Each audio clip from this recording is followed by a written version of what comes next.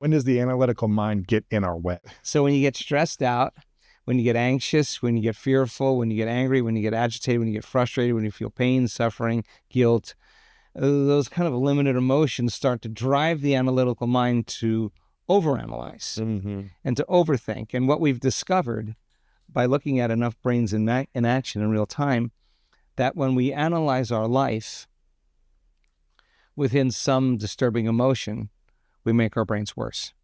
So every time you start thinking and overanalyzing, you're producing the chemistry to arouse your brain and body even more, and now you're in a loop, right? And so now we're over-focusing our attention on something, and the act of over-focusing our attention drives our brain further out of balance, right? The answer will never be there because that person's thinking in the known. And our data shows that you can shut this thing off, start tomorrow, all that stuff. That voice is gone.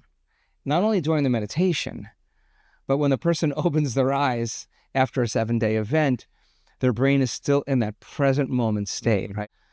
The degree of change that took place in the default mode network looks just like a person who's on psilocybin.